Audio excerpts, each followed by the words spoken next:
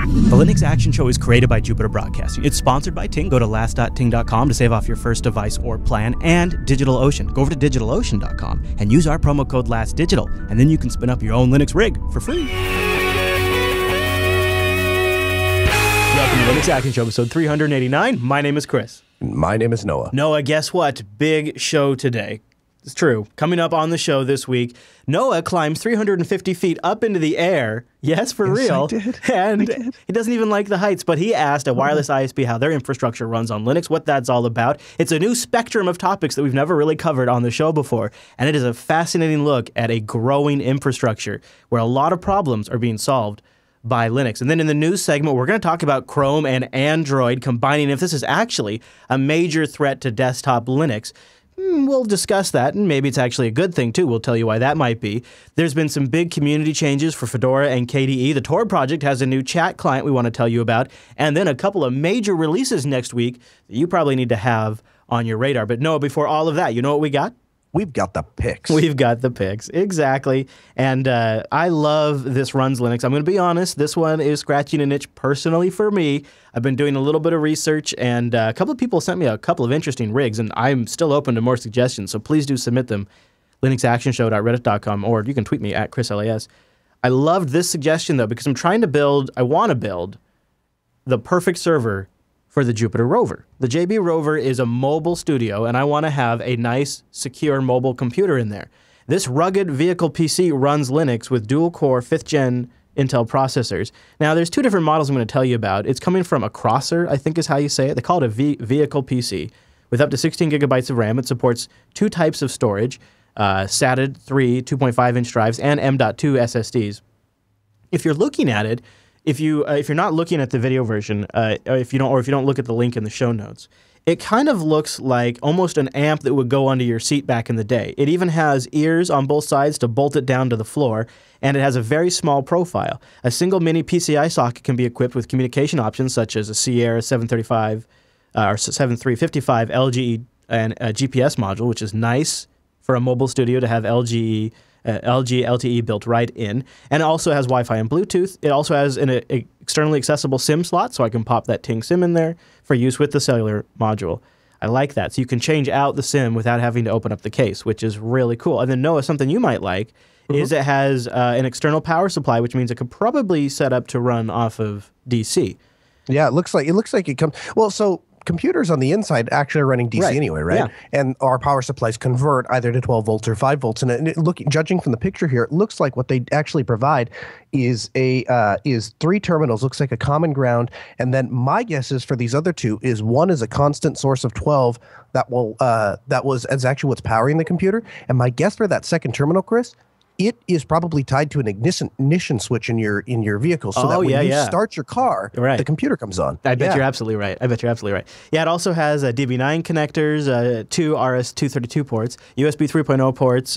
This thing is super rugged. It comes out of the box with support for Fedora 21 or Ubuntu 15.04 as well as Windows 7 and 8. You get up to i7 in it if you want with HD Graphics 6000s. It has HDMI and DVI connectors, so you could also, in my case, have it run the media center directly as well. 4 USB 3 ports. I think I didn't say how many there were. I really think this is a super neat computer for a mobile setup because also, Noah, and this must be kind of similar to what you're talking about, it has a low battery voltage monitoring, so it could, if I had this being powered by a battery bank, which I would, it can go into shutdown mode when that battery bank starts to run low. That's so cool. Yeah. I'm looking. I can't find a price. Have you seen how much they cost? This is the problem, Noah, and this is why I'd love to see some suggestions from the audience, because the only way you get a price is by contacting them through inquiry, and the English is bad, Noah. It is. And usually that means that they are expensive if that's the case. Yeah. So that's why I know there's got to be somebody out there who's doing this already on something I can go online and configure and order. I figure. It's got to be a thing. Yeah. So, but these things, this is really something. If I really had my way, I'd love to do it all in 2015. But I don't know if that's possible. But right now, I'm still running off my XPS laptop for this kind of stuff, and it's kind of getting old. I should probably make a special note. We are recording the Linux Action Show on Sunday. We're back on Sunday just for this week right now because I was out of town on Friday. And Noah, you have been traveling, but could have been doing the show on Friday, I suppose. But Either way. Did you go to the Grand Canyon and make it back since the last show? I did. Yes. Yeah, that happened. Was that a family trip or just for you? No, it was a business trip, and I did take the kids with me. Oh, nice. But I took the kids with me, but it was a business trip paid for by a client. So it was very fun. cool, very cool. Well, so we're doing the show on Sunday. The recording setup's a little bit different. We're just kind of going back to a little bit older of a structure for this week. We'll be back on Friday next week. I know some people in the jblive.tv chat room. Shout out to you guys. Thanks for joining us on a Sunday. A lot of them, it works a lot better for them. And I understand that. I think maybe we'll keep it on Fridays for a bit though, just because it has been a life changer for me, literally, to have a weekend.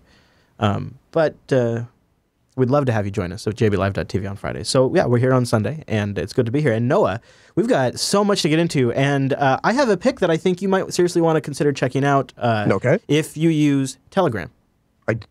Yes, I use Telegram. Mm-hmm. Well, then, and if you don't use Telegram yet, this pick might make you feel a little bit better about Telegram. And if you don't know what I'm talking about, well, I'm also going to solve that. So I think it's a pretty cool pick. First, I'm going to tell you about something else pretty cool, and that's DigitalOcean, sponsors here of the Linux Action Show. And I want to tell you about our promo code. You can use this promo code to get a $10 credit. LAS Digital, LAS Digital, all one word, lowercase. You apply that to your account, you get a $10 credit. Now, this is awesome because the value at DigitalOcean is mind-blowing. Their rigs start at $5 a month. And DigitalOcean is a simple cloud hosting provider dedicated to offering the most intuitive and easy way for you to spin up your own server on their cloud infrastructure. All SSDs, all running on top of Linux using KVM.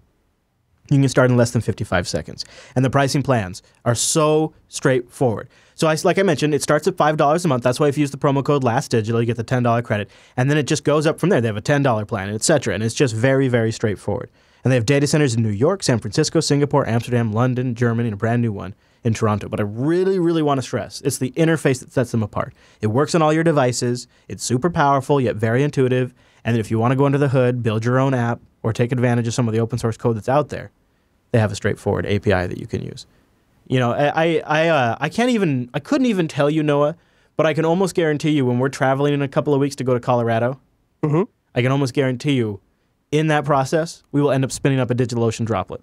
Yes. Yeah. Every time we leave the studio, that happens. Yeah. It is because it really changes the game within 55 seconds when you have a full performance Linux server that you can also one-click deploy applications to and just have full control over. And just if you need an application up with a really fast connection, like for us, a lot of times, like, well, let's bounce the stream up there, or let's use this as a dumping spot and a common working ground, and we'll just set up a server that we can work from.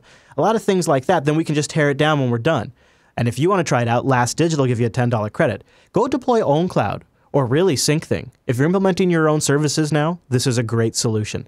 And they also make it really easy to move around, and they have floating IPs. Also, they have really good write-ups. They pay their editors, they have full-time editors, and they pay their contributors, I should say. And they have a tutorial up there right now on how to use FTP to securely transfer files. Now, you might, if you're a listener to this show, you probably know all about SFTP. But if you don't, or want to know if there's any ways you could use it better, this is a great guide that doesn't even really just specifically apply to DigitalOcean. They just put these out there. And the nice thing is, when you combine their really great interface, their one-click for tons of many really good open source applications, and these tutorials, there's almost nothing you can't accomplish. These are some of the best tutorials on the web. DigitalOcean.com. Use the promo code LASTDigital. And see why Noah and I are just huge fans of the service and just use it for tons of stuff. You know, I don't want to oversell DigitalOcean or anything. So, best be honest here. I think that maybe one of the reasons that we constantly wind up deploying DigitalOcean droplets, basically every other week, is I think I just want to build up my count.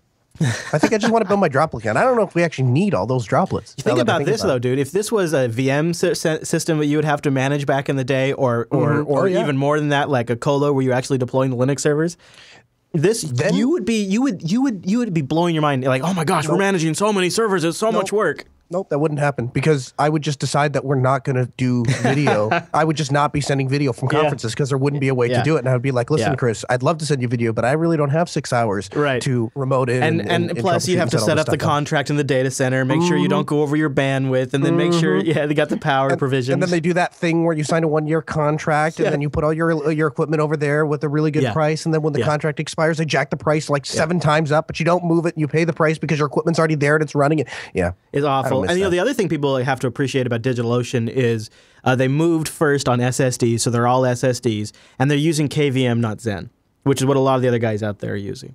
And in my opinion, I think KVM is a much better tool for this job. And I think when you combine that with their great interface, their incredible speeds, and the fact that they work directly with open source projects, and the fact that they pay people in their community who write really good content, I think it's a really cool setup. And I think they have the right recipe to be your long-term back-end infrastructure, even for testing, for production, whatever it is. I mean, that's why we deploy so many droplets, because it really is our go-to Linux infrastructure.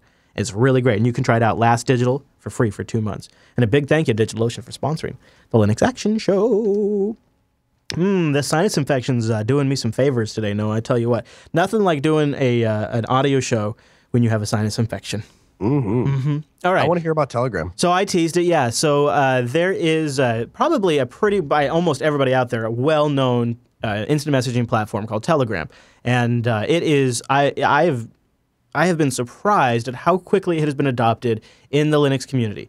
I think there was some surveys that we talked about a while ago. It's like now the number 3 messaging program on Linux, which is incredible when you think about Pigeon and XMPP and Google Talk and all these things have been around for a long time. Telegram has exploded. A lot of open source projects use it using the channels and groups. Jupiter Broadcasting uses it extensively. I use it extensively personally. I know Noah does too. Mm-hmm. And the one thing that's a bit of a bummer is the Telegram client for Linux, for GNU/Linux, is not ideal. First of all, they kind of have their own Qt fork that they're using, like they're kind of their own Qt library stuff for their own notification stuff. And like a lot of times, we're about to review Fedora next week, and a lot of times when you get like a new installation of Fedora, like you can't get it installed, or you have to go download the binary only, which is a clunk to update. And like there's a lot of downsides to Telegram on Linux. It's a very functional messaging application. It supports video, pictures, and audio and file transfer and all that stuff. It's really good from that respect. It just feels a little clunky on the Linux desktop. This is where Qtgram comes in. Qtgram is a better Telegram client, and it is also a Qt Telegram client, so you have to have the Qt libraries. But Qtgram is a free open source Telegram client for Linux, Windows, and OS X and OpenBSD, focusing on user-friendly compatibility with desktop environments. That's a big underscore for me. Qtgram uses Qt5, QML, and libTelegram and libApplicationIndicator technologies, and the Forenza icon and Twitter emoji graphic sets. And they say Qtgram since it's free and open source, it means everyone can read the source code and the mechanisms of Qtgram. There's no private things about Qtgram. You can test it. You can look at it. And I've downloaded and installed it. Now, I got to say I've had a couple of problems with it.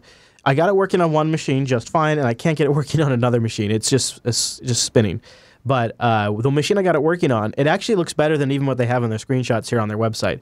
And it does feel like a better Telegram messenger. And the other thing I like about it is it gives you a little more power over how you can organize your contacts. You can pop people into favorite positions so they always remain in one spot. If you have 4 or 5 people you always are talking to or groups you're always talking to, those kinds of things. And the notifications are better, which is a big thing for me too. So it's called Qtgram.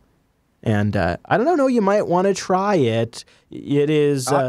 There is no form of Telegram I'm not willing to try. I use the normal desktop application as it is constantly. I've tried the Pigeon plugin, which it's all right. And you've done the command line one too, right? Plugin. Say again? You tried the command line version? Yeah, I did the command line. If you want to explore your inner creeper, I suggest checking out the command line client. It doesn't give you anything that you don't get on the regular desktop client, but the way that the information is presented to you, things become much more apparent and you can string things together. So for example, your phone client will show you if somebody is online or when they were last online, but being able to essentially have a log of when that person was online and offline, and if you overlay that with 2 different people in your contact list, you can see people having conversations. It's kind of fun, actually. Yeah, I've noticed that too. Kind of way. Yeah, because it just and I ran it in my Gwake terminal, so I'd pop up on Gwake and be like, user online, this user online. Oh, they're reading each other's messages. I see. Yeah. You know, one thing I'd really like though is Zarak and I in the chat room have been going back and forth. I am on a mission to try to get him on Telegram because I've used Telegram as a as the lowest common denominator messaging system, mainly because of the notification controls. I can turn it on and off for different people. And I can't get Zarok to sign up, and the reason is he wants a open source implementation of the server. They publish the protocol, so anyone could make a Telegram server, and then you'd obviously have to modify the client to connect to it. But he says he's fully willing to use the Telegram service, even on Telegram servers, as long as there was a GPL alternative, and there's not. And so I'm waiting for somebody to kind of come out and make that happen using the Telegram protocol. That would be really cool. Yeah, if somebody could do that, that would be really ideal. I agree. And I think maybe eventually, if Telegram continues to get more and more popular, somebody might be motivated enough to do that. But if you're going to use Telegram, check out Qtgram. It's got better notifications, full drag and drop support. It's more compatible with your desktop environment. It's easier to customize. It's not crazy to customize, but it's easier to customize. I like the settings better, all that stuff. So it's a pretty nice desktop Linux app, and it's called Qtgram because, well, yes, it's based on Qt, although it's spelled C-U-T-E, if that couldn't be more confusing. And it is Q, at least judging from the screen caps. Yeah, and the other nice thing is it does a nice little way of handling offline mode. If your internet connection is lost, you can, just using Qtgram, when you're using Qtgram, it can fetch your messages from a local database on the device and display them and then forward them when you get online. Like it does a pretty good job. It's actually pretty neat. So we're going to talk about Chrome OS in the news this week and maybe where its future lies. But that made me think, you know what? Let's look at Chromixium this week. Because this may be an island of salvation down the road for Chromebooks. Chromixium, as you may have guessed on the name, is the simplicity of a Chromebook with the flexibility and stability of, wait for it, Ubuntu LTS. Chromixium puts the web front and center of the user experience, and they do this with some interesting technologies, Noah. And I'm going to show you some screenshots here. You probably wouldn't even be able to guess what desktop environment it is by looking at these screenshots. No, I would never know that looks like Unity. No, it's not Unity. It's not Unity. See, you got the bar down here at the bottom. Here, I'll tell you a little about Chromixium. They say they want to recreate the functionality, look, and feel of Google's Chrome OS on a conventional desktop. A modular approach to rebuilding the Chromium OS desktop that allows us to keep the base system. Now, here's what the base system is based on: Ubuntu 14.04.01. Chromium web browser has Pepper Flash plugin and OpenBox window manager and the Compton desktop compositor, Plank dock, LX panel, and they use Nautilus for files. And most of the apps are GTK3. I'm not going to lie. You're going to have to sell me on this. I'm not seeing it. So why would I want to? Why would I want?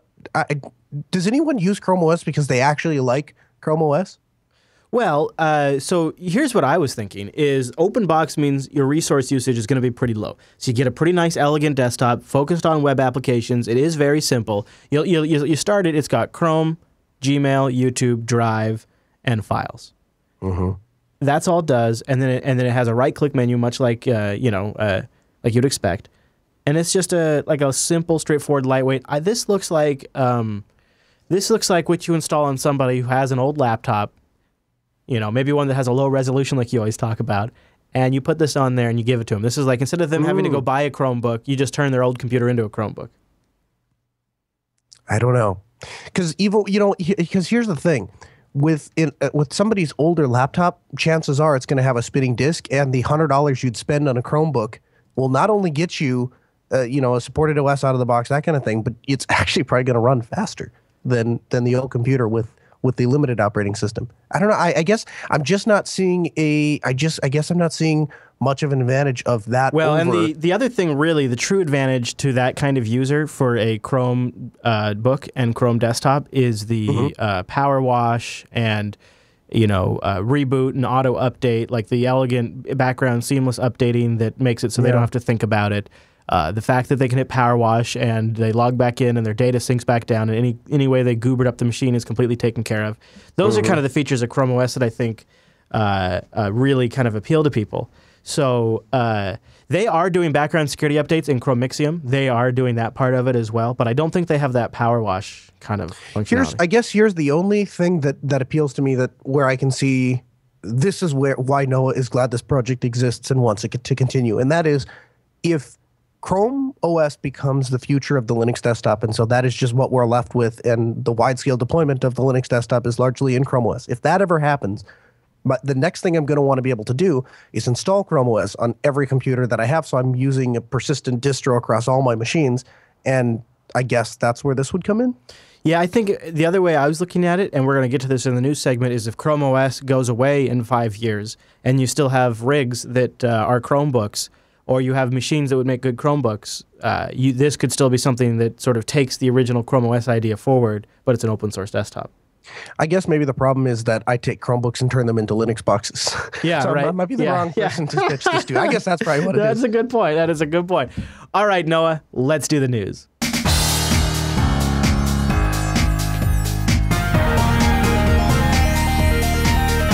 Hey, it's the news, and this episode is brought to you by Ting.com. Ting is mobile that makes sense. My mobile service provider. Noah's mobile service provider. Pretty much almost the whole crew here at JB's mobile service provider. Why?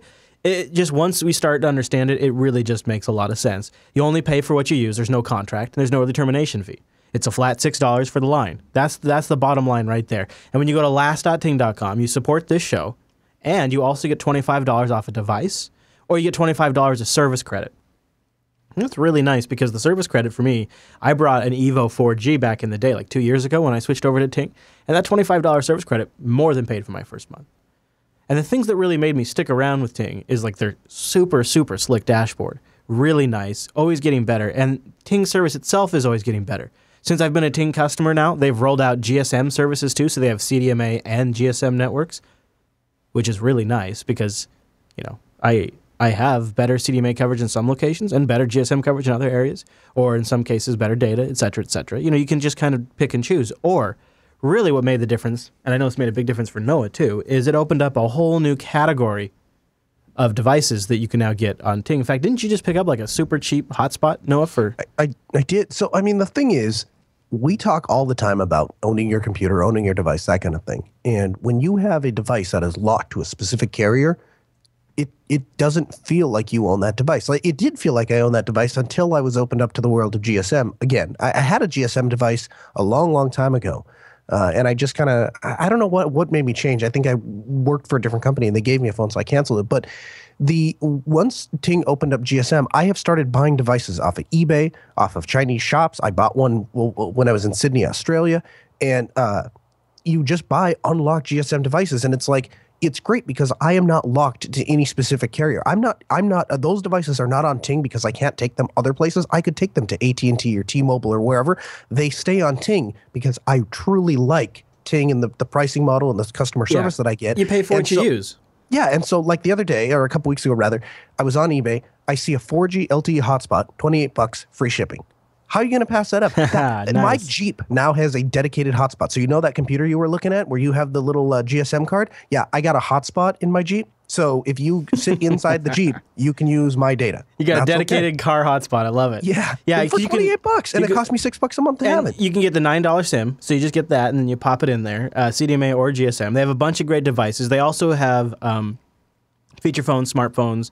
They've got also the Novatel MiFi is back in there, the 5580, just a real nice pocket MiFi device. $121, and then it's just $6 a month, pay for what you use. Also, I noticed a couple of other device updates on the Ting page you guys might want to check out. If you like the Apple phones, they got deals going right now on the iPhone 5S, which the 5S that's that 4.7 inch form factor, which Angela really prefers. And they also have the LG G4 on sale, and they just added the M9, the HTC One M9, and the Samsung Galaxy S6 Edge with the nice blue color is back. Lots of really, really, really nice phones in the Ting store. Also, check out their blog.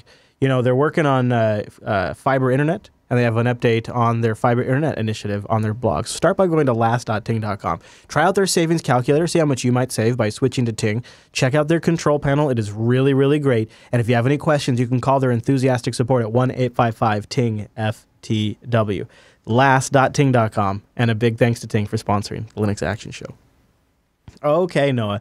So this next story really blew up over the last few days. It started with some reporting on the Wall Street Journal and then some better reporting by Recode, and it goes a little something like this. Google plans to introduce Android laptops and replace Chrome OS. Starting next year, the company will work with partners to build personal computers that run on Android, according to sources familiar with the company's plans. The Chrome browser and operating systems aren't disappearing. PC makers that produce Chromebooks will be able to choose Chrome still, but they'll now also have a choice of Android. I don't like it. So this has been, are they gonna merge Chrome OS and Android? Are the two things gonna converge? Is one going to replace the other? Why does Google have two operating systems? Well, back in 2009, we even started seeing some rumors and kind of hints of this. Sergey Brin suggested the two operating systems may merge in 2009.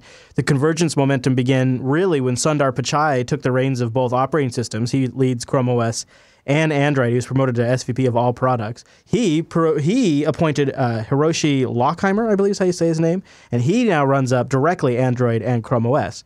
So the one guy is running both divisions. The company even gave us another hint in a recent Nexus event. Google released its first Pixel C that runs on Android.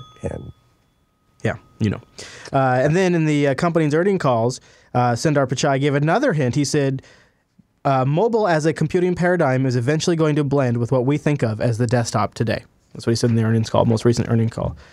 He also says, and I think this is truly the reason why they'd want to do this, Noah, mobile gives us unique opportunities in terms of better understanding users. That's what Pichai said on an earnings call. In other words, they're not getting enough data off people on Chromebooks. But these Android devices, these are walking surveillance tools, and it's much easier to sell ads to Android users and track them. And Chromebooks are just too private. They're too secure, I guess. I don't know if that's what he's actually saying. He says, my long-term view on this is compelling or, in fact, even better than the desktop for mobile. But it will take us time to get there, and we're going to be focused on it until we get there. Here's the thing. Okay, go ahead.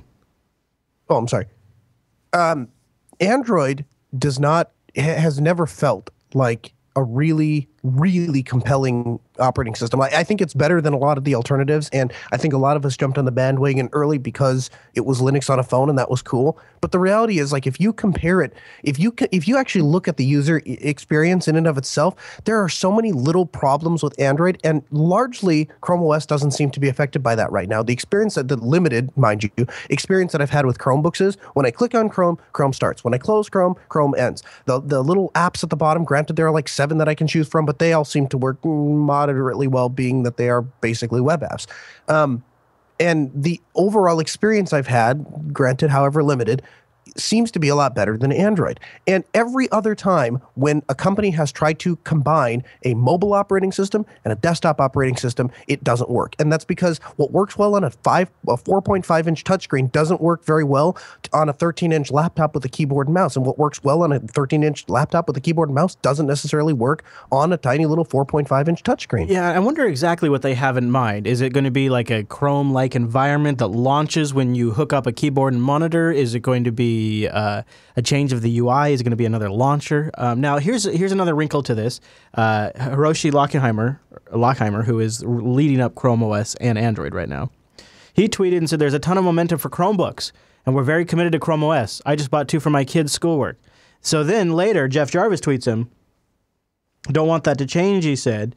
He said, I love my Chromebooks, been using them for years, I don't want that to change. He says, don't worry, every model gets software updates for 5 years. So when they're saying Chrome OS isn't going away anytime soon, I think what they're really saying is, well, even if you bought one today, you get 5 years of support. And then what? This, in some ways, though, don't you think this makes a lot of sense? Not having to run 2 operating systems, being able to track your users better, you focus on one OS and really go at it. And Android, even though Chrome OS has been successful, Android is phenomenally more successful. Why? Why is Android successful? Android's successful because they write apps for Android, and it's a widely used thing. Those apps are not going to work well on a desktop. I was just thinking in terms of deployment. I mean, now it's gone beyond phones. It's on embedded systems and devices, and I mean, it has become the largest operating system installed. It is just a massive. It is a massive machine, and there's entire manufacturing lines that standardize their equipment around what runs on Android or not. So in some ways, I think They're just looking at the scale of the two, and Android is just so much further ahead. Plus, it's more in line with collecting data that they want. And here's what worries me, Noah. In some ways, I see two possible things. This means that more applications and web apps and services will likely be available for the general Linux desktop too. If this is successful and more manufacturers get behind it, it sort of forces more things to be platform agnostic. I think that's the good thing for the Linux desktop. To me, though, this really seems like a major competitor to the Linux desktop. You make something out there with Android or Chrome OS, and you make it out there for general manufacturers. This almost seems like it's the Ubuntu big release, the big Google desktop operating system that everybody's been speculating for decades now, for 100 years it feels like. I think this might be it, and I think it's going to be Google might want to accomplish on the general PC platform what they've accomplished in the embedded space, and that is total agnostic general platform domination. And that would be the desktop x86 class PCs and laptops. I think they want to have that kind of, they want to have Android-like success on those devices like they have on the ARM-based devices. And so this is their answer to Windows 10 and Mac OS and the Linux desktop, I think. And they're going to focus in on this converged vision and then drop it, and this will be the Google desktop. And I think it may be a bigger competitor for desktop Linux if that's the case. But No. who really knows? Think so. Yeah. No, I don't think so. And so, back in the late 90s, early 2000s, Microsoft had tried to take their Windows desktop and put it onto smaller and smaller pocket-sized devices, right? And they did Windows CE, and essentially what they found was when you try, and the original tablets, I don't know if you remember those. It was like a touchscreen that spun around, and then it ran Windows, but you had like this little pen that you were supposed to hit the start menu with, and then there was a pop-up keyboard and stuff. And basically, Microsoft found that you can't cram a desktop operating system into a tablet. And I feel what Android's trying to do is they're trying to expand. They're not making a desktop operating system. They're not making a competitive product to compete on the desktop. What they're doing is taking the operating system that already exists on the phone and say, well, let's scale it up and make a couple tweaks and hope it works. I don't know if I agree. I mean, I think it's a major points I do, but I actually think if you look back, they've been hinting at this since 2009. I think they're taking a generational approach to it. I think they are laying down a lot of small intermediary steps that will lead us to this point. I cite for this as an example, I bring to the jury material design, which is really meant to one standardized, very Google-branded look that works on full-screen tablet applications, small smartphone applications, desktops, web pages, even on iOS. Material design works across all of the different form factors, and they laid that out 2 years ago. I think since they laid out material design, it was clear that they wanted to take Android beyond smartphones and tablets. I think material design was, we take the design concepts on Android, you make them available on the desktop via the web, and then when we're ready, we have this UI that automatically looks great on the desktop scale or on the small phone, tablet, laptop scale. And I'm not saying it's there today, but I think what they've been doing is they're laying pipe, Noah. They're laying pipe, and then they're going to ram Google, Android, Chrome OS conglomerate thing through that pipe once all the infrastructure is laid. And so they're getting material design laid down. They're getting this and that all lined up. And over time, they'll bring these two together. And I think they're playing one of their longer games here than they traditionally do. I don't think it's like a Microsoft project where this team comes together and this team comes together and they're like, well, let's take this and put it on this and we're going to make a product, and we do it in 2 years. I think they've been working on this literally since 2009 or before, and I think they're going to I think it's probably 5 years till it's complete. I think it'll be sooner than that before we see something, but I think it's going to be 5 years, and it'll probably sunset nicely with that Chrome OS. Well, I'll tell you what lends credence to what you're saying is that I have even in the last 2 years, I have seen a tremendous amount of people that work for a company that have given up their laptops for tablets. We just did a deployment out at a rather large organization, and their sales team, they had previously always had laptops, and we went through the last iteration, and they're no longer using laptops. Now they're using tablets.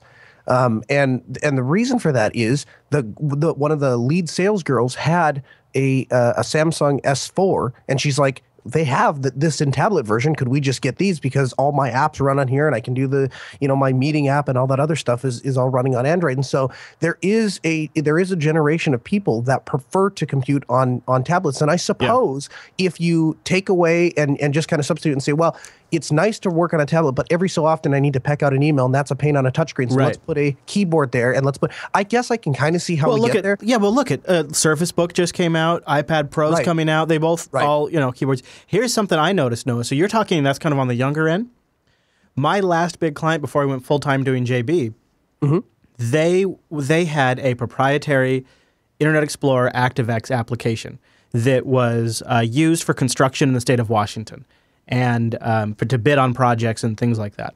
And like just a ton of bricks falling on them all of a sudden, they had all of these site inspectors and house builders and bridge builders, these construction guys that have been in the business for 30, 40 years that were using, and I'm not even joking, Noah, like some of them had like old, huge, compact laptops, like the 486, like huge things. And a lot of them had the Intel Pentiums running, like some of them had 95 and 98.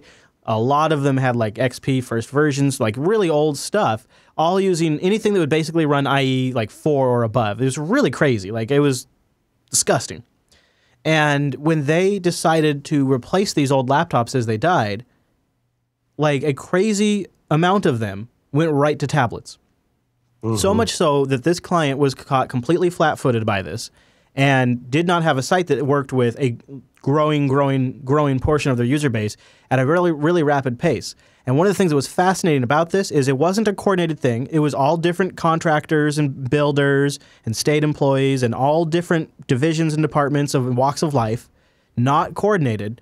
All that just, like, they bought in when they needed to get online to be able to do their job planning. They bought their equipment, and they just ran it into the ground in their vehicles and out on the job sites and stuff like that. They just ran it into the ground, and then they just quantum leapfrogged to the next category of technology. They bypassed Ultrabooks and Netbooks and Chrome. They just bypassed all of that and just went right to tablets.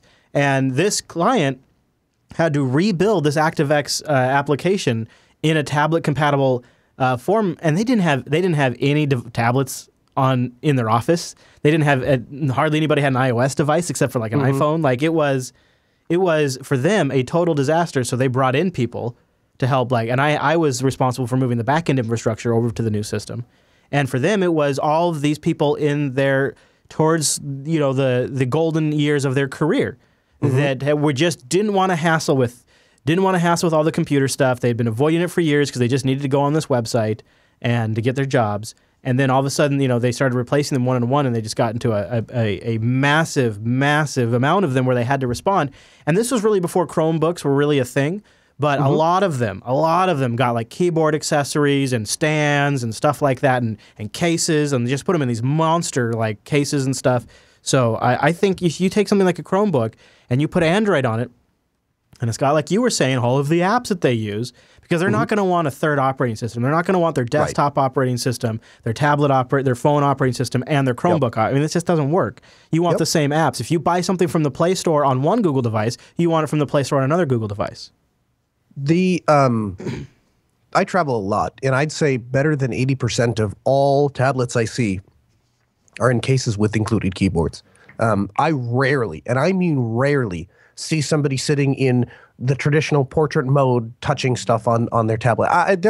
Casually, yes, inside of coffee shops and stuff like that all the time. Restaurants, absolutely. But like when I see business professionals that are traveling, so in other words, people that are being issued those or that are using those as their primary computing device, they almost always have a keyboard attached. And you have speculated for a while that that Apple is eventually going to combine the MacBook series and the iPad series. I don't know. I think it'd be crazy if they do it. I don't know if they're actually going to do it. Well, it goes along the same concept, though, right? That as people prefer, I saw, Ubiquiti when I was out at Global Vision. Ubiquiti has a desktop phone, a CEO's phone that runs Android. So it has you hit the dialer app, you dial on a touchscreen, you hit the green button to send. And the whole reason Ubiquiti released that phone, I'm told anyway, is because you have this generation of people that just expect everything to work like a tablet. And if that becomes the case, stuff like this seems to make a lot of sense then, I guess. But I stand by what I said originally, that I just don't think you're ever going to get a really compelling desktop interface built up from a phone operating system. We'd have to see how they manage that interface and if it's like a VM for Chrome or something. All right, let's shift gears and go into a community story. Enough corporate stuff. This one's interesting because this raised something that's been bubbling in the back of my mind now for for almost maybe 2 years. I'm not quite sure how long this transition happened, but I'll get into this. So I wanted to make mention of Kevin Koffler, who is an Italian who lives in Australia. He was one of the KDE maintainers for Fedora, and he's stepping down. He says, in recent times, I've been increasingly unable and unwilling to adequately co-maintain a huge set of packages known as the KDE software compilation. And he goes on a little bit into that, about how many freaking packages it is. But that's not actually what I wanted to get into. I want to get into this point because this put into words something that's been rattling around the back of my head, like I said. He says he's unwilling to continue because the way the Fedora project has been treating KDE since Fedora 21, when the Fedora.next initiative was introduced. It makes me feel like a second-class citizen in the Fedora community. After years of fighting for equal treatment of KDE and Fedora, Fedora.next with its Fedora is now more focused, in parentheses, on GNOME, message was a major setback and a huge disappointment. And I actually completely agree. Since Fedora.next, it really does seem like Fedora is all in on GNOME. And I've wondered if the KDE contributors and maintainers had been feeling like that. No, you've recently gotten some more exposure to KDE. We're about to review Fedora next week, the new release. Do you have any thoughts on if Fedora, to you, does it feel like it's maybe reduced its focus on KDE and it's really just gone all in on GNOME? So I've never, I mean, I've used KDE for the past couple of reviews on a few distros, but really I've never used KDE on Fedora. And I think that a distro there's always going to be a prevalent desktop, I think. And that's not necessarily a good thing or a bad thing, and it's not a pejorative to the desktop that Actually, let me stop you right there. I think it's a good thing. I think if you don't, I think you just make a hot mess. If you don't focus on, I mean, everybody loves to have everything. Yeah. I get that. Let the spins take care of that. I think you focus on one desktop and you do a really damn good job. And I think it's fooling yourself if you think how can you possibly claim focusing on multiple things that do the same exact thing and you could do the best version of each of those things? It's just, it's humanly not possible. The argument is going to be that there's going to be the KDE team and the GNOME team and the LXD team and the other 50 desktops that we forget about that people sending hate mail about. But and then each team is supposed to make their distro, and then at the end you have a totally level thing. But the reality is that most of the people that I see using Fedora, and if you go into Red Hat, you'll see a lot of them. They're all using GNOME. They're all using GNOME. I didn't see a single KDE box. And again, I'm not ragging on KDE. I'm sure it's a great desktop environment. I'm sure it's great on Fedora. But if that's the case, guess who is getting all of the bug fixes? Guess where all the feedback is coming from, and guess where they're going to focus their time on. Right. So yeah, I think it is GNOME heavy, and I agree with you. I think it's a good thing, and I'll go one step further and say that I think that when you take a specific distro and it pairs with a specific desktop and concentrates a lot of effort on that, I think what you wind up with is a really high polished product, and then a bunch of other things that work acceptable if you absolutely insist on using something other than the quote-unquote norm. Yeah, and otherwise you don't have a competitive product. He says also the Fedora 23 KDE spin is easily the worst KDE spin ever released. Firefox, a non-KDE and even non-Qt application, is the default browser. It does not integrate into Plasma Desktop in any way. Due to an oversight, Dr. Conky is missing, and thus ABRT, another non-KDE application, is the default crash handler. ABRT reports all of the crashes to us downstream packages instead of upstream where the crash reports belong. And the experience has shown that the ABRT fire and forget reports are unwilling to upstream the bug reports manually, even if they read our replies at all. It says both of these are complete no-goes for me. They're not acceptable. The Firefox fiasco was a deliberate decision, and the ABRT fiasco could have been avoided if Dr. Conky had not been made optional against my recommendation. As a result, I hereby am stepping down from the KDE SIG group and from the co-maintainership of the KDE SC packages. And I wanted to cover this because this kind of thing, it's something that kind of can sometimes happen in the background for these distributions that we use a lot and love a lot. And I wonder, too, if maybe once Kevin sort of has some time down, if maybe he'll just start working upstream directly with KDE. Mm-hmm.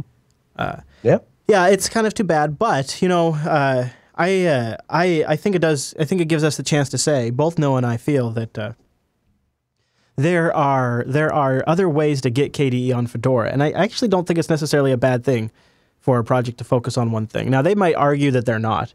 I don't know, but I actually think they should be. Just like I think it makes sense that Ubuntu focuses on Unity, and then you let the flavors focus on the different versions of that. I think that works a lot better. All right, Noah, so let's talk really quickly before we get into the train wreck of the week. The Tor project has launched an encrypted anonymous chat app. So we were talking about Telegram earlier. Well, how about a Tor chat program? Not for me, but I'll tell you a little bit about it. The Tor project says Instabird was chosen as it transports protocol as it's written in memory-safe language like JavaScript. It already supports a number of languages. Instabird is an open-source messaging client that I've linked in the show notes. And it also supports off-the-record chat, cryptographic protocol support, and Tor has implemented new features in the beta message, which sends the messages over the Tor network. Another secure chat program by the Tor folks. For me, something about the Tor name now just kind of doesn't feel super secure anymore, and I'm just not jumping out of my pants to go try out a Tor chat. Maybe I should be since I'm using Telegram, but for me, not super compelling. The nice thing about this, though, is because it's using Instabird, it also supports XMPP, IRC, Google Talk, Facebook Chat, Twitter, Yahoo, and others all through the beta client. So you get all your regular messaging clients, and you get that Tor goodness as well. Might be nice for you, Noah, and all those secret communiques you have to do. all those quote-unquote pics. Yeah. All right, so here is the train wreck of the week. This didn't even... I was hoping by the time we went live, we'd have something to show you. Twitch installs Arch Linux, a cooperative text-based horror game. And, well, it's already been shut down. The idea was kind of neat, though. Kind of like when Twitch played Pokemon. Everybody gets logged in, and they all try to install Arch at the same time. Now, how do you suppose that went, Noah? How do you suppose that turned out? It's the internet, so not well. Yeah, there's going to be a lot. But here's the thing: I think that it's a cool idea. I mean, I know that the reaction from the community has largely been negative. Like, yeah, what did you expect? Yeah, well, not only that, but like you have people that are like, this is the dumbest thing ever, and I can't believe anyone would waste their time, and what, like, everyone compares it to something stupid. But the thing is, if I had more time, if I wasn't in the middle of a move and in the middle of like 13 other projects right now, I would sit down and do that. I'd be like, let me see if I can find a creative way to start installing something while somebody else is trying to erase the hard drive every 30 seconds. And if you think about it, if you compete in those kind of environments and kind of play with that kind of stuff, you're going to be better at your craft. I agree. Now, here's what happened. Somebody tried to launch a friggin' botnet, even though they tried to firewall it off and stuff like that. What they really need to do is completely isolate. Here's what I think they should do. I'll tell you what happened, then I'll tell you what I think they should do. So somebody set up a botnet, they got in there, they were able to get command in there and get, enough machines to override the input. In fact, I have a screenshot in the show notes where you can see everybody trying to stop it, but the botnet was too intense. And so they managed to try to get in there, start DHCP, and then ping Google's DNS. And because the botnet was just totally jamming it up, they shut it down. They say, yep, it was pretty disappointing to us. This is on a @TwitchInstalls tweet. We were keeping it running as long as we felt comfortable to do so, but due to our lack of preparation for an actual attack, we decided to cut it off where it was, obvious that the majority of voting too perfectly on actions that were turning malicious because he had a botnet that was doing that. At this point, we are not sure how we are going to be continuing this with the project. Now, here's what I think they should do. You put it inside a VM, and then you put on the same VM network all the Arch repositories, all the tools that you would need to install, and then you completely disconnect those things from the internet, no connection to the internet at all, and then you use an IPKVM-like type connection software to use console access. So instead of letting SSH in, instead of that kind of stuff, just console access through an IPKVM or like VirtualBox remote desktop or whatever you implement. If it's a KVM, there's lots of solutions there. You could do that. Have a machine with all the repositories and software tools you need on it's on a mirror that's on the same virtual private network. The two machines could talk to each other. But there's no way this thing could run an attack against somebody else on the net or something like that. And I guess part of their issue too is how to manage flooding the vote system to manage it. But I actually agree with you, Noah. I was really I was kind of hoping we could tune in and see how far they'd gotten this morning. Mm-hmm. It's supposed to kick off Saturday, October 31st at 4 p.m. Eastern. But unfortunately, it did not work out for them. Kind of funny though. All right, so a couple of big releases next week you guys should probably know about before we get out of the news segment. Let's see. I should probably do these in order because Fedora comes out first. On November 3rd, Fedora 23 will be released. So that is going to be on Tuesday. On Tuesday of the week that we're recording, Fedora 23 comes out. You can get it at getfedora.org at 10 a.m. Eastern is the plan, if all goes as planned. And then on Wednesday, OpenSUSE 42.1 Leap is out. That'll be on November 4th. and they're going to announce it officially at SeussCon in Amsterdam, and it'll be available for download online. Remember, that ships with KDE Plasma 5.4.2 and GNOME 3.16, which is a little bit older, but still quite nice. So 2 big releases coming out this week, kind of a fun week. And so since we just looked at OpenSUSE Leap recently, and you can go catch our review on that, we're going to do our Fedora 23 review next week, and you can tune in for that and join us live. Noah, any thoughts on any of these things before we wrap up the news segment? I will be riveted to my computer waiting for the next release of Fedora to come out. I am always really curious to hear your thoughts on a Fedora release in particular. So I am actually. Well, you're in luck because I'm an expert in my opinion. So. Yeah. And I never know what I'm going to think of a Fedora release. I never know. Sometimes I'm just totally super impressed, and sometimes, well, I'm not. So we'll see. That'll be next week on The Big Show. All right, Noah, that's all the news for this week.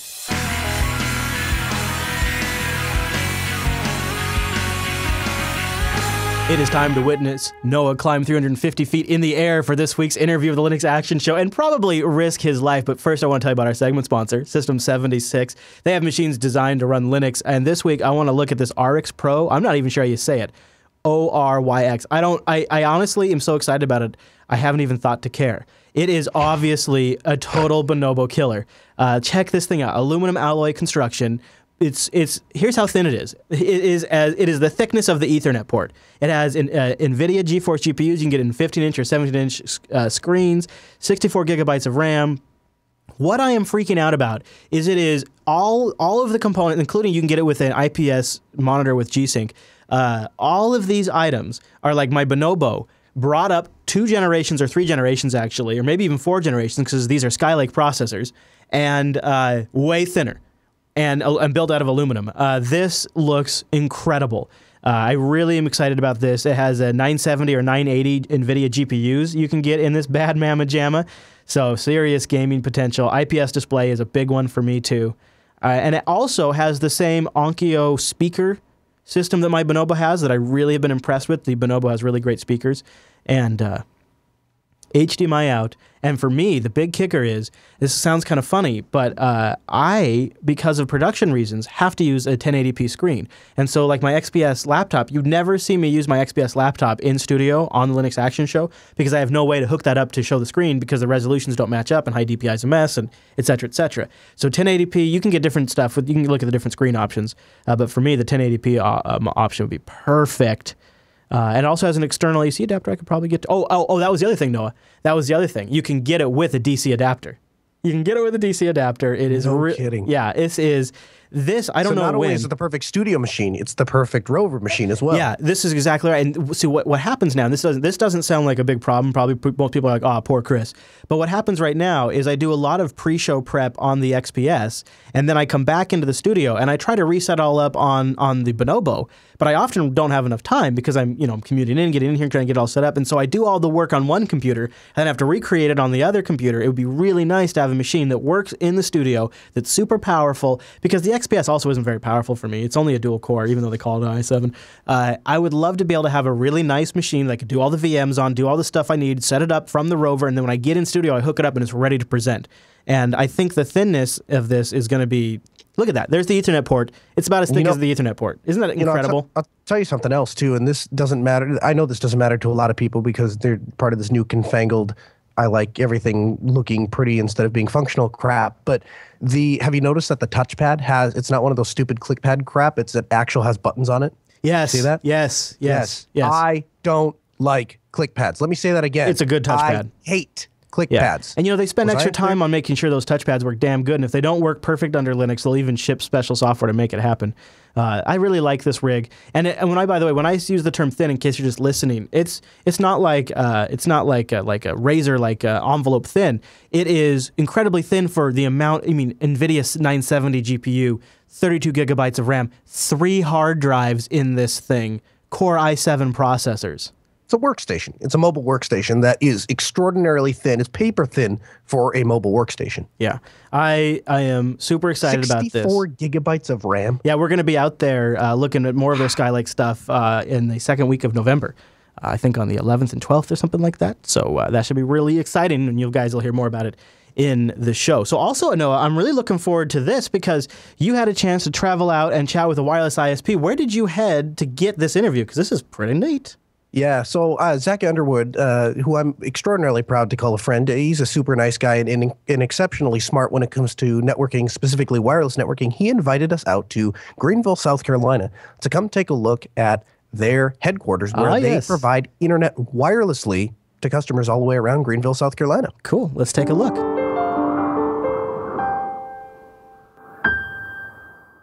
Every year, Jupiter Broadcasting has been to Southeast Linux Fest. We've had a great time. A large part of that is due to the stellar internet connection provided by Global Vision. This is in part due to one of their senior technicians, Zach Underwood. Zach has not only been paramount in providing solid, reliable internet for the conference, but has been extraordinarily accommodating in providing us with the demands of mobile broadcasting so that we can bring you uninterrupted video streaming coverage of Self each year. After Self wrapped last year, Zach extended us an invitation to come on down to Greenville, South Carolina to visit Global Vision's headquarters, where it turns out in addition to providing internet to Linux conferences, they run a wireless ISP that serves customers all around the area. Zach and I share a fanboyism for Ubiquiti equipment, and he takes us on a tour to show us how they use Ubiquiti equipment to run their company. So this building actually used to be a auction house for for vehicles. So this was a garage bay where they did inspections on the vehicles themselves. We kept the garage bay door, which makes so we can accept pallets of equipment. But this is our primary storage location for all of our wireless equipment. We got a couple $1,000s worth of Ubiquiti inventory at this point. Even some new stuff. Sitting on the desk right there is one of their new AC access points that they just released less than a month ago. It's a dual band wireless AC, and its MSRP is less than $100. Wow. And let's see. All right, so this is also another garage bay. We use this again for storage. This is more the construction stuff.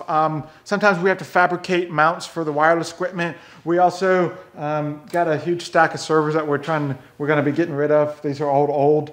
We also keep all of our tower climbing stuff in here, including all the harnesses, all the ropes, and even some of the wireless antennas.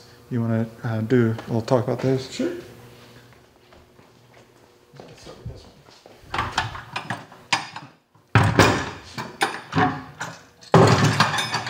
one. Which side do you want? Whatever. So this is what we use for backhaul. This is a 30 dB dish on this. So this is a 2-foot dish. This is 5 gigahertz. And the particular radio that we have is actually a newer radio. This is the AirFiber 5X. It is 5 gigahertz. It's connectorized, so we can connect it to our own antennas. And the speed is, it is half duplex, but it has a duty cycle. So you can do like a 75% duty cycle. Mm-hmm. So that means 75% of the airtime will be devoted to one way of the traffic. So we have a lot of download traffic, so we can basically focus that in a direction so that to optimize our download speeds. Mm-hmm. This thing, we haven't installed and speed checked it yet, but theoretically it should be more than 200 megs. And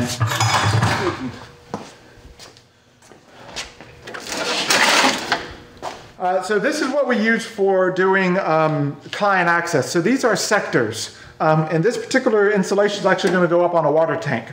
On the very top of the water tank, we're going to mount a pipe. And this whole assembly of 4 antennas, 4 antennas and radios, will actually get dropped right on the pipe. And this will, through 4 antennas, each at 120 degrees, will give us 360 degrees coverage. I know that's a little overlap, but we do that because when you're on the side of an antenna, you can your signal strength would be lower. So we do a little bit of overlap to maintain a good coverage.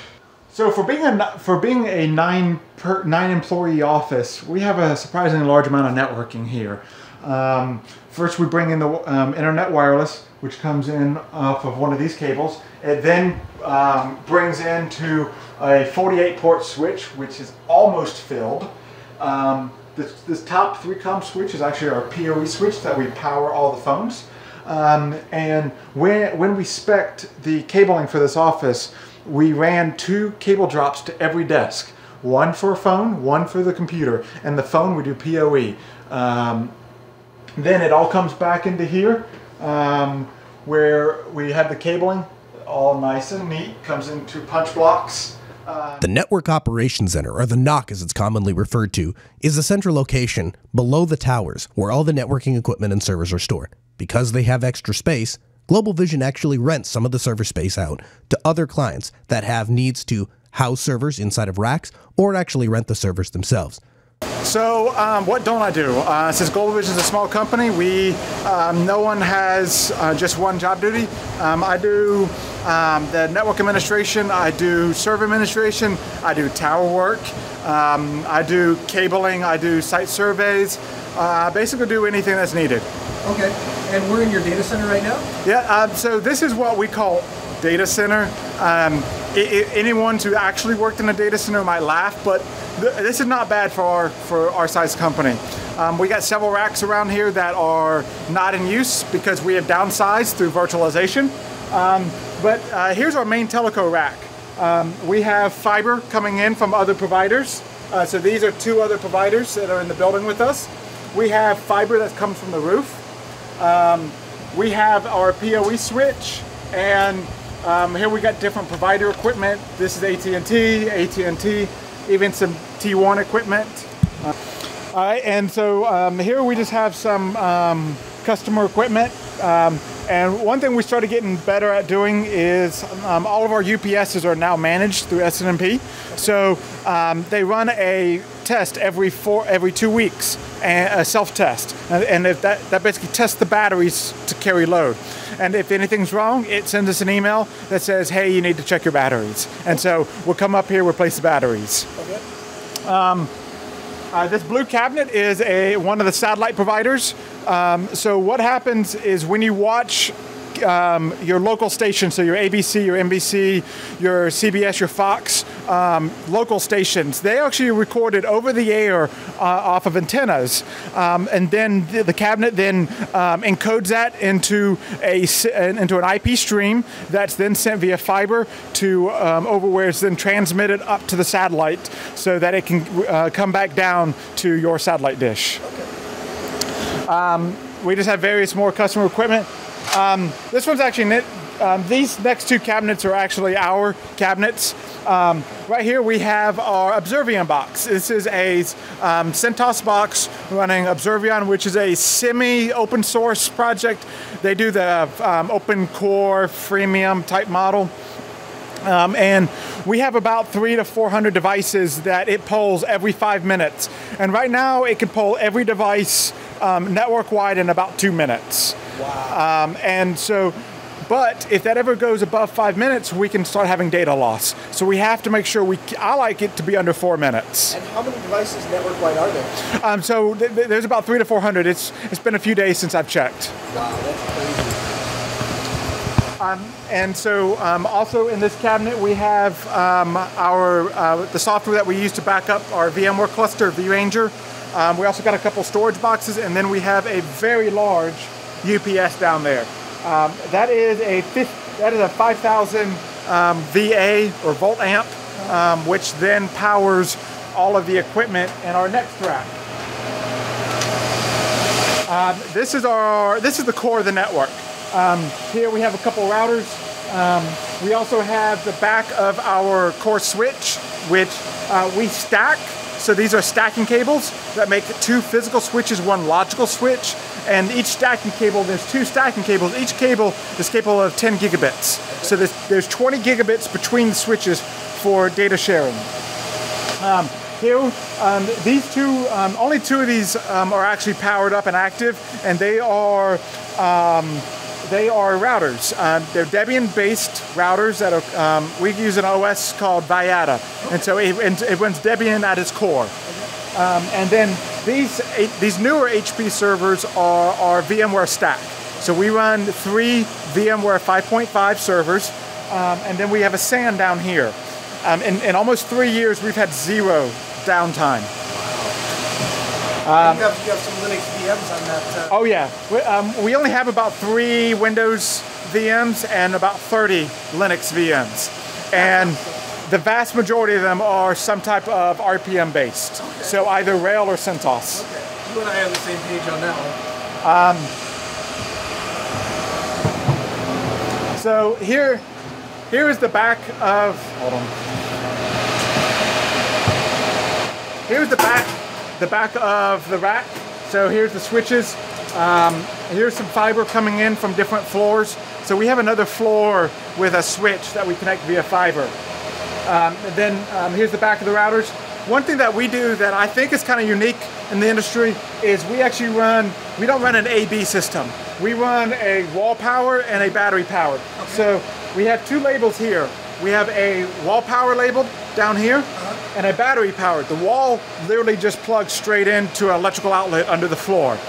The battery gets plugged into the UPS. And since most servers have 2 power supplies, we put 1 power supply on the UPS, 1 on the wall power. And so if we need to do maintenance for the UPS, like take it completely offline, like I have to physically swap the unit, not everything has to get powered off, because the stuff would continue to be powered on the second power supply off of the wall power. That makes sense. And then down here is our fiber channel switch. We run a 8 gig fiber channel switch. It runs so each cable is running at 8 gigabits, and to each server we run 2 of those for redundancy. So we have a total of 16 gigabits. Wow. One thing also, we also run managed PDUs. So this is actually a network connected power distribution unit. So we can remotely reboot a power port. We can also get monitoring of power usage per port. So it's a great way to track and keep track of everything, and also if we need to remote reboots. For those of you that may not be familiar with a wireless ISP or WISP, they are an internet service provider that uses a wireless infrastructure to provide internet to their customers. A large internet pipe is brought into a central location, where it is then sent wirelessly to their respective towers and ultimately out to client locations. Ubiquiti equipment here is powered by BusyBox, a distro of Linux specifically geared towards appliance-based use. Before we can go up on a tower and take a look at the physical equipment, not to mention the views, I spent a few minutes getting safety briefed. All right, so in tower climbing, certain strengths are very important.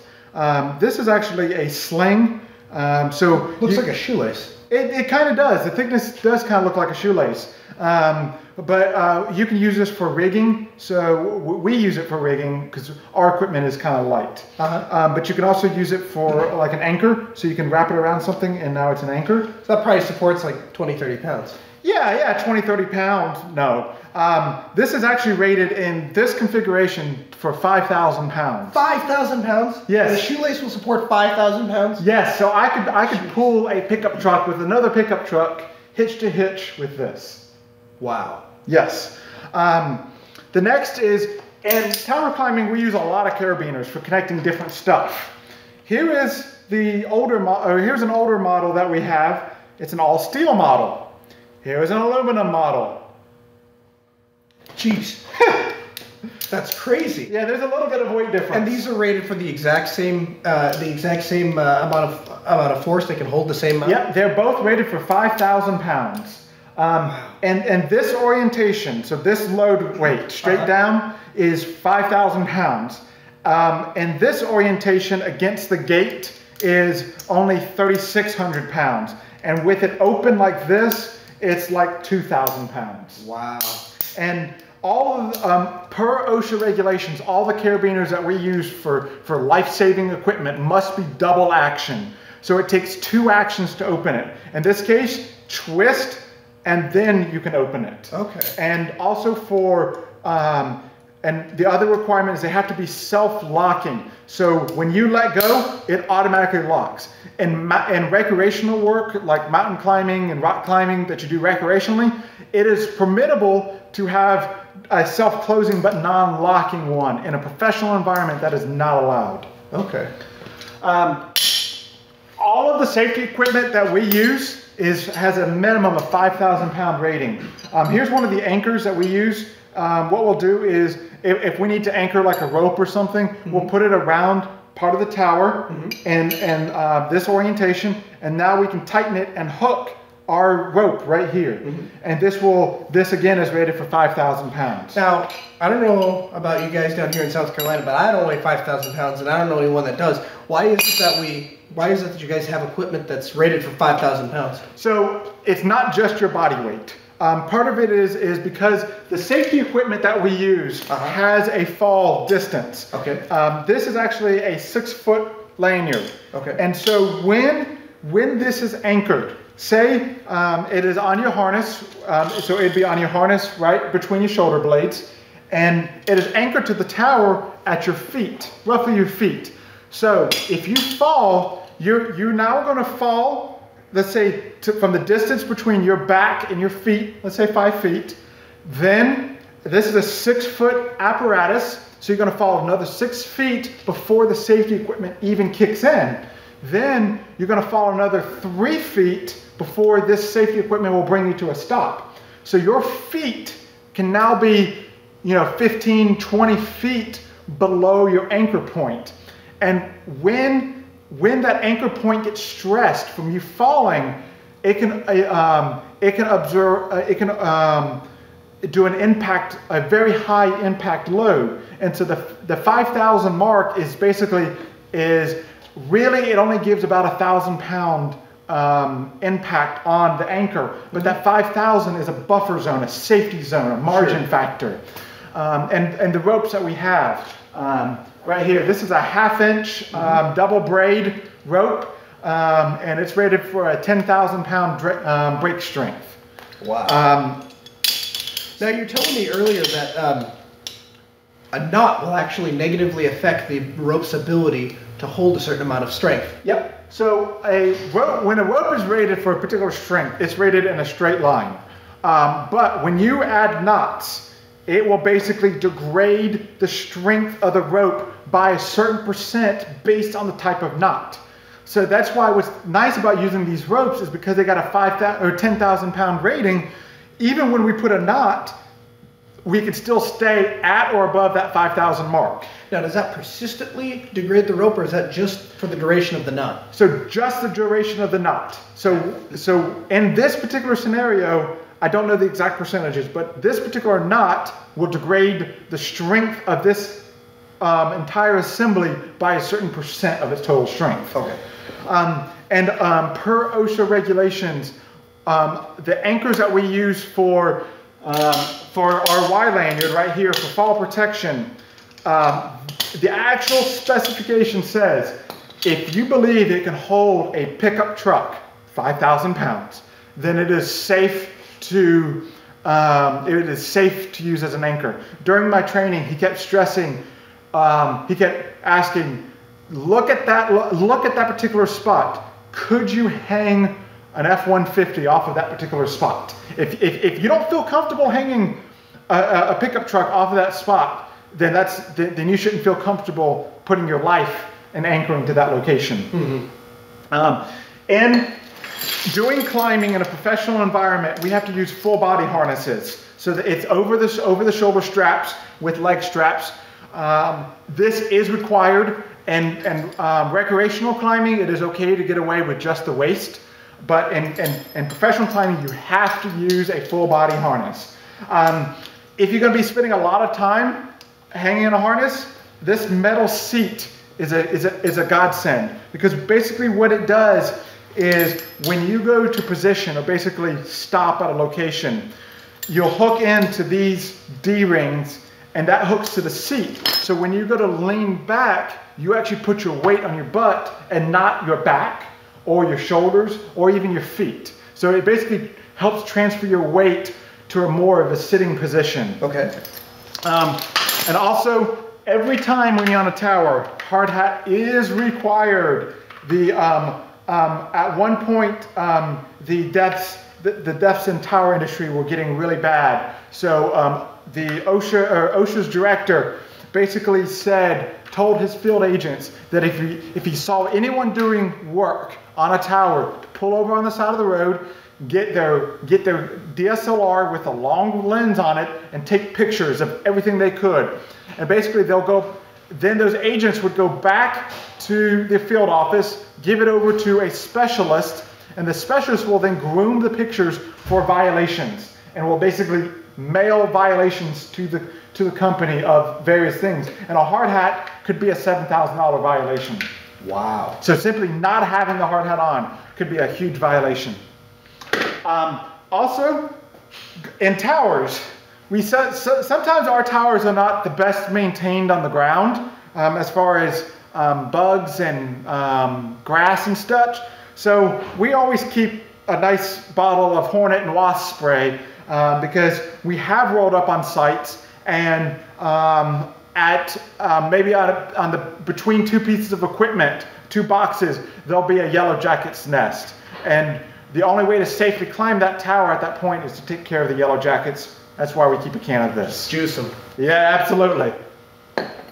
Another concept that is very important is, particularly if you do any work with broadcast equipment, this is called lockout tagout.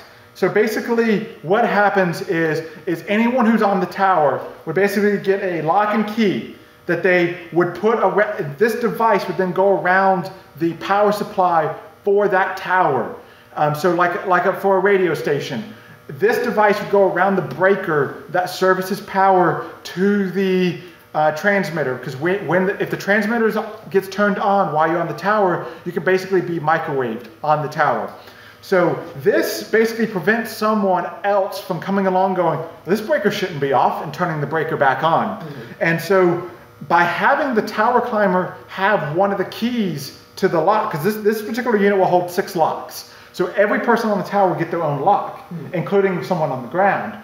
So if the person on the tower is still on the tower, that lock is still there. Mm-hmm. So as a rule, you do not cut locks on lockout tagout. So the only way for that equipment to get turned back on is that the person comes down off the tower and back to safety, and then we'll unlock the device for you. How about those 3-foot? Yeah. So these are 3-foot shock lanyards. We use these when we're on a rope grab. So a rope grab is basically a safety mechanism that we put on the rope itself that will act as the backup safety mechanism. So these is a 3-foot shock pack. So this, and its normal configuration is 3 feet. But when it gets deployed in a fall situation, I believe it's 5 feet is what these will grow to. And you can see all the elastic parts are contained in this bag. So this just rips off. Yes. The sewing will rip, and then this expands out. Yep. And this is a one-time use application. So if this is ever deployed, you trash it, throw it away. It cannot be trusted again. Okay. So this is our equipment. It changes based on what the current technology is, what's been released, what our current needs are. So right now we have our main switch. It's a layer 3 switch. We do all the routing on, right here's the switch. We do all the routing of our private traffic or management traffic on the layer 3 switch. Then we have 2 routers that does OSPF for the client traffic or all the public traffic. Here we have the power injectors that we use. We also have, this also provides wireless for like cell phones and laptops when we're up here working. And then of course we also have a phone. This is basically a mini access point? Yeah, this is actually, the hardware is a Ubiquiti Pico that has been flashed with the UniFi firmware. Okay. So it's actually a UniFi access point at this point. Okay. And then of course we also have a phone that's hooked up to a little ATA that gives us phone service up here. Okay. And that rings an extension at your office? Yeah, so it's an extension off of the office network. Okay. And then here we got the various power injectors and other equipment, and also a UPS that is network managed. So this tower right here, this self-supporting one with the Omnis near the top, that is actually owned or that is operated by a paging company. That they do 900 megahertz based pagers that you use for particularly hospitals. Still use them a lot. Okay. This red and white tower right here, there is one antenna at the very top, and that is actually a TV antenna for a religious station that they receive their signal via the satellite dish over there and then retransmit it over the air to their clients. And then this tower right here is our tower that we're on. We got about a dozen antennas up there. That first set of arms is 100 feet. So that gives you about the scale that it's at. The top of the tower, I think, is 150 feet, maybe 200. But we don't have any equipment up at the top. Around here is a very large self-supporting 500-foot tower that has, I think, 4 or 5 different FM radio stations are located on that tower. So don't touch anything. I mean, you can touch the base of the tower itself. Well, don't touch the antenna. Yeah, don't go up there and touch the top of the antennas. If I remember right, the primary antenna up there is 500,000 watts. Wow. And then you see the 3 TV antennas that are a little over the ridge. Mm-hmm. One of those is a 1 million watt transmitter. 1 million watts? Yeah, 1 million watts ERP. What are they transmitting at 1 million watts? It is actually a religious TV station. Wow. And then AT&T has some backhaul point-to-point microwaves, which is the squat antenna that you see kind of in the background with the gray domes on it. Okay. And then there's a tower over here that looks a lot like ours that has a lot of different clients, including another paging company, and even the post office has some equipment up there that now they're starting to get more like UPS with the handheld check scanner devices. Sure. And so they have they got a set of frequencies that they transmit off of this building, okay, or off of that tower there. What is that, 800 megahertz? I do not know the frequency. Okay. Tell you. All right, so obviously as being a wireless ISP, when we bought this building, we chose this specific location because it could see one of our towers.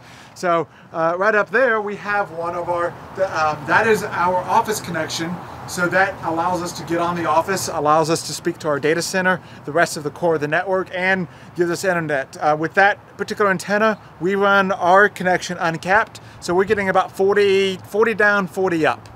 Okay. And then around the corner, I can show you.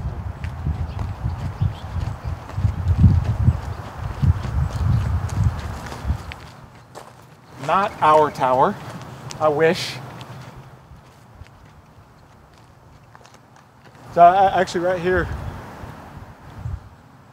So one thing that we also do is we do some stuff that's a little out of the box. As you can see, on the roof line, we have a second little white antenna, and it actually connects to a warehouse across the street.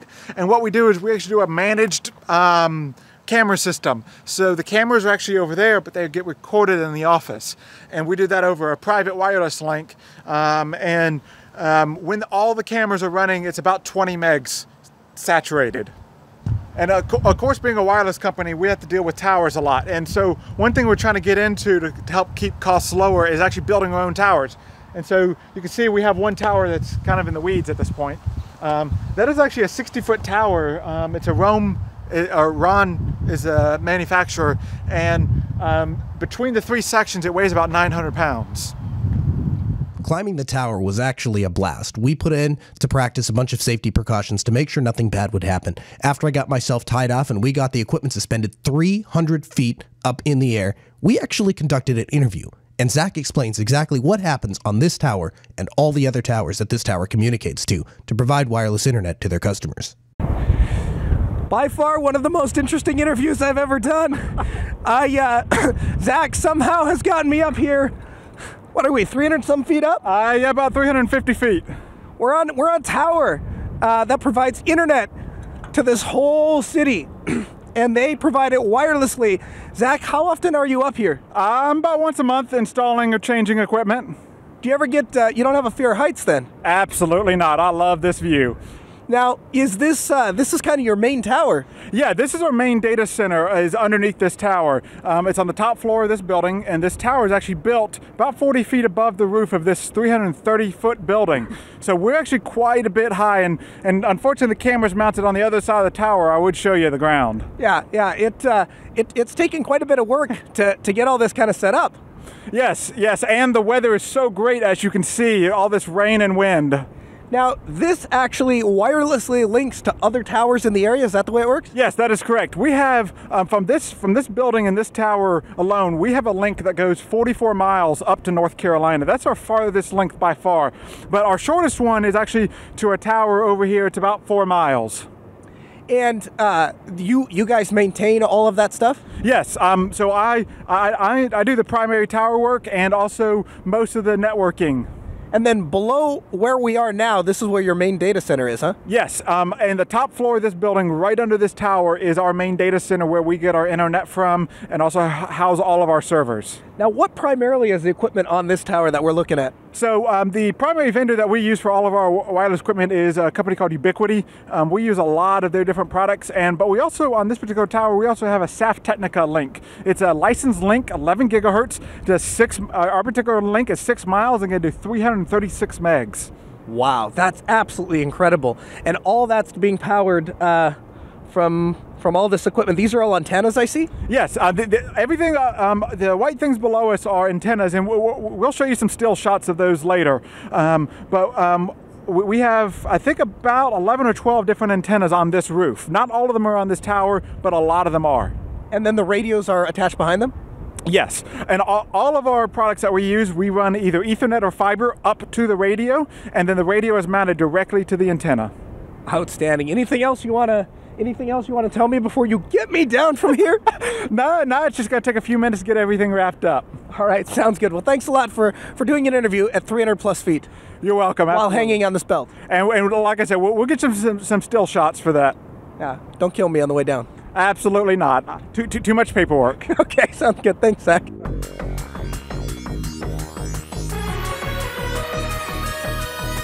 And that brings us to the end of this week's broadcast. Before we get out of here, we got a couple of emails we want to read. The first one comes in from Travis about a LibreOffice failure. Dun, dun, dun. He says, Chris and Noah, you guys are the best tech podcast hosts on the internet, period. Keep up the good work. Wow, thanks, Travis. He says, my wife wanted to use my computer, Arch Linux, and GNOME 3.18, like a boost, to put together a research paper. She normally uses her Windows laptop, but decides to use my computer since its dual monitors are nice. I mentioned to her in the past that my computer runs Linux now that Microsoft Word has been replaced by something better. I had her fire up the trusty LibreOffice writer and she starts typing away. After about an hour of data collection and a brain dump, she goes on to save the document and LibreOffice crashes completely. I managed to recover the document, but it only saved about 1/3 of what she had typed up. This left her quite upset, and she muttered the words, "I'm never using Linux again," while walking out of the room. I did some troubleshooting and found that LibreOffice GTK 3 implementation is flawed with GNOME 3.18. I was able to work around the issue by going to Tools, Options, LibreOffice General, and checking the Use LibreOffice Dialogs box to stop the program from crashing and allowing me to save documents again. I was so close to bringing her to the light with Linux, but yet a complete failure. Thanks, Travis. Man, does that sting for any of us who've gone through this? I lived this week. So basically, I have enjoyed the fact that my wife is on Arch because she helps me troubleshoot things. Like she figures things out. Like she got our printer to work, and so she did it on my laptop. And I come home, and she has that look. You know that look that you get when you walk in? Yeah, I got the look. Oh no, you got that look. That look. And so I walk in and I'm like, what's the matter, sweetie? And she's like, LibreOffice dumped all, except she used more colorful language, dumped all of my stuff that I've been working on for the last like 4 or 5 hours. And I'm like, oh, I'm sorry. And then like an idiot without even thinking, because I'm just in IT mode, I got home from work. I'm like, well, did you save it? yes, I tried to save it, but the whole thing crashed. Yeah, that's the double whammy. Is this happens when you try to save? Right. That's what. So she was so mad that she's like, I want you to go downstairs or go back to the shop. You have to get me a hard drive, and I'm backing up all my stuff, and I'm formatting my computer, and I'm putting Ubuntu back on it. And she did. The rest of the evening she backed all her stuff up and dumped. But that's not really. Oh boy, yeah. I guess it's not Arch. Well, it's not Arch and Specific's fault. It's the fact that it's a newer version of It's the new version of GTK, which she has on her desktop, and I do too. And, it is interesting. I have not run into this, and I'm seeing some folks in the chat room who have. And in fact, for Sean, oh, man, that's a bummer, Sean. I'm sorry to hear that. Sean in the chat room says that auto recover didn't work either. Yeah, hers didn't. She didn't get hers back. Yeah, because it must depend on the frequency there. This is the advantage of something like Docs, Google Docs, right? I mean, it's saving all the time like that. Yeah, that's our major bummer. I'm sorry to hear about that. But it sounds like the fix is in the show notes if you guys want to read that email. Just go use LibreOffice Dialogues, which maybe is a safer bet. James B. writes in, and he wants to ask us about productivity applications. He says, I'm in search of an application that's open source and can be used with a mobile device, Android, to help me keep track of my day. I jump from OneNote to Trello to Wunderlist, and I never stay with one long before I resort back to Post-it notes. That's all fine and good until they start piling up and I can't find that one specific one that I need. Wanting to stay open source, I thought, who better to ask than the Linux Action Show? Interesting. So, what do you guys use to stay organized? Well, Chris, I don't know about you, but I am a heavy user of Wunderlist and Evernote. And not because they're particularly open source or particularly desktop Linux friendly, but because they run into a web browser so I can get to them from everywhere, and they do have mobile apps. I was looking in just before the show, there is a program called Nitro, and it's based on the or I guess follows the concept of the whole Getting Things Done, the book that's supposed to help you. Oh, yeah, Nitro. Yes. Yeah. So that's the first program that comes to mind. If you wanted something, the only thing I didn't like about it when I installed it, I was playing with it a little bit. The only thing I didn't like about it was it doesn't have a native sync feature. So they basically tell you to use Dropbox to sync your files across. And that doesn't seem like that's a real good solution, especially if you want access to it mobilely. But it's one I would check out. I don't know. The nice thing about having it be on Dropbox is that you can then get to it as from your file system on your laptop or your desktop somewhere. Yep. So this is a complicated one. I have been experimenting with a lot of different tools. Everything from just using Google Now and just basic reminders, and then combining that with Keep, to trying things like Wunderlist and Slack, or there's other open source alternatives out there. And here's kind of what I've landed on. I like everything I can do to be in plain text if possible. So what I like to use is tools that actually use Dropbox or something else on the back end, and then have everything in plain text. And then what I have started to do is I just have a gedit document or a Guake terminal or Byword on my iPhone or Notes on my Android device that connects. I'll just use, because I can find enough stuff that uses Dropbox on the back end that I can move my notes files around. Wunderlist is my to-do list manager, has been for a while now. And for long-term storage of things I need to know, Evernote, I would like a better system, but that system needs to do OCR, that system needs to have good search and tagging, and that system would ideally be able to import Evernote. But that's what I use right now, is sort of a hodgepodge, and then really long-term stuff that I need to keep track of, contacts for if I make if I get a new doctor or a new lawyer or somebody's birthday or something like that, I use OwnCloud on my DigitalOcean Droplet. So I'm kind of spread out right now myself. But my short version is OwnCloud for the stuff I need online, access to any device. That's sort of like contact information or calendar information. Text files for to-dos and notes reminders. And then I use the built-in reminder system too on my mobile devices to remind me as well. It's kind of a hodgepodge, Noah. Yeah. That's basically what I'm doing, though. Bit of a hodgepodge, as they say. All right, well, Jane H. writes in, with possible Gmail solutions on Last 387, either Chris or Noah expressed concern about having his email stored on Google servers. That would be me. A Chrome extension called Gibrella, or Gabrella, allows you to download a select or all Gmails plus attachments to your machine in standard mbox format. Heyo. It doesn't solve any privacy concerns you may have about email stored on Google servers, but it certainly allays any concerns you would have about losing your emails. Should there be a hack attack, a system burp, or a change of ownership direction or terms at Gmail? Great one, Jane H. So it's called Gibrella, Gbrella, and exports to the mbox format. I love that because I also have tools that can read MBOX formats and make it really easy to search and index them. Also, I'll just do a quick follow-up before we wrap up. The Twitch installs Arch is back. It is back. Twitch in the Shell has launched, twitchintheshell.com, and they are doing a live install of Arch right now as we record this very show, and you can use it. There it goes.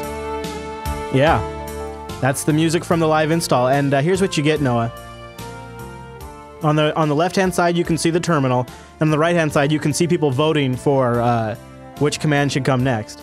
And this, if you're on Linux and you don't want to use Flash, you can use Livestreamer or MPV to watch this, or you just go to twitch.tv/Twitch installs Arch Linux. By the way, it's great for interrupting your work, too.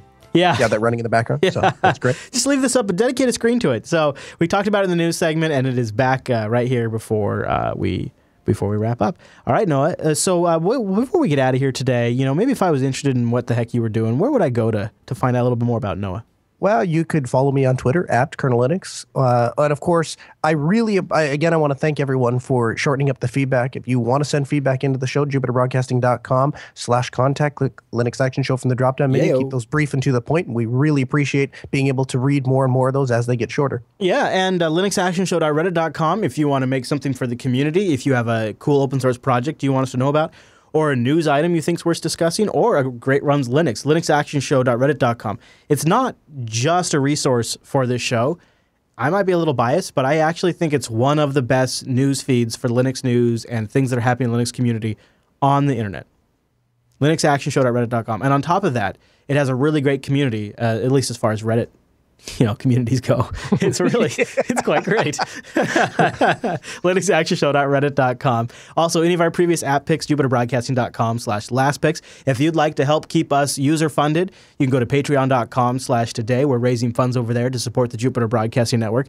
And like I mentioned a little bit ago, we're going to be traveling to Colorado in a couple of weeks, and there'll probably be a rover log around that, jupiterbroadcasting.com/rover for that, and previous rover logs, me on the go with technology and all those kinds of things, jupiterbroadcasting.com/rover for previous episodes and when we're in Colorado in a couple of weeks. And be sure you tune in next week on the Linux Action Show. We'll be back on Friday, and we'll be reviewing the new Fedora 23 release.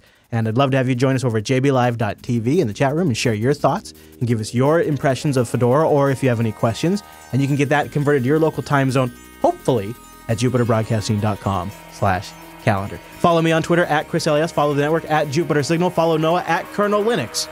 Twitter.com/all of those. All right, everybody. Thanks so much for tuning this week's episode of the Linux Action Show. And we'll see you right back here next week.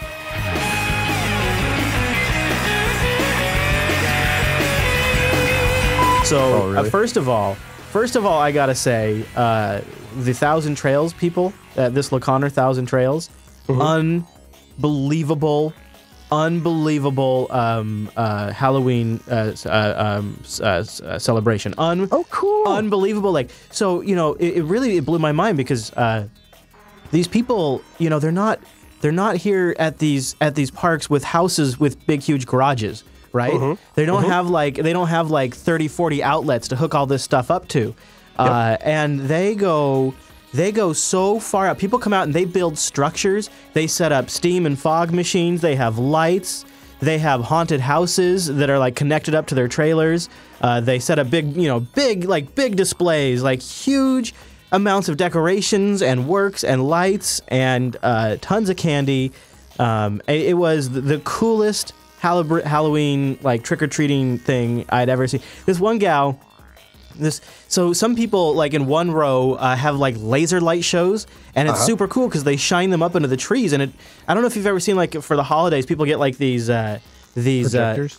Projectors that do the point lights, the little laser points. Well, people took those and put them up into the trees, and then you combine that with the fog machines, and then another laser machine that does big circular laser design patterns. So the trees were all lit up. It was so freaking cool, and a lot of energy and effort. And then you walk away from it, and all things aside, if this was just a suburban community that you walked around, this would have been an extremely impressive Halloween showing. And the fact that all these people did it out of their RVs, really, really sophisticated setups too. It was super cool. So tons and tons of candy, like so much candy that by the end of it, none of the kids could carry their bags. We had to carry all the kids' bags, but then kind of sad, you know, because then we're like, well, we've exerted the kids a lot. We should try to take naps. So we put the 2 girls down, and I took Dylan for a walk around the rest of the preserve because it's huge and there's tons of other areas we didn't even walk to because we got so exhausted. And so we just went to keep walking around, and while we were walking around, somebody came up to our trailer and stole all their candy. Because we left it outside on the... Because the bags were so heavy, the kids had been dragging them, so they were covered in mud. So I was like, well, I'm not going to bring them inside. I don't want to get the Rover filthy dirty. So we left them out, and we have, with the Rover set up, we have a really nice, you know, we have the awning out. And so there's just a nice, like, it's essentially a living room out there because we got tables and we got a fireplace. It's like a really nice little spot. And so we're like, well, we'll just sit out here and eat some candy. And then when we're leaving, we'll just grab the bags. And didn't even think that somebody would come up and do that. But yeah, somebody came up and took all the candy. I don't even have words. How do you steal a kid's candy on Halloween? You got to be, you got to be another kid, I think. Oh. Yeah, I think that's what exactly. That's a little more understandable. Yeah, I think another kid did it. Yeah, I'd go to Costco or Sam's and be like, "Here, kids, Dad replaced your Halloween candy." But it all worked out because then that evening they went to back at their house. They did trick or treating and got a whole another bag round, filled their bags and. Well, our kids did pretty well with trick or treating, and I'll send you a video after we get off the air. But Sophie got home, and this is our first time really trick or treating. Yeah, right. And the concept to eating all the candy that she got from all these people for free was a real novelty for her. Yeah. And about an hour in, like there's like almost no candy left if there's like this 5-pound bag that she had gotten, and she's walking around just like she can barely even talk. She's you can just tell that it had hit her. Yeah, we're mean. We are mean. We divvy the candy out as like little incentives. Like so we put it and Ange did even beautifully this year. Put it all in the community bowl. And this year, I think it worked a little better because they gotten all their candy stolen, right?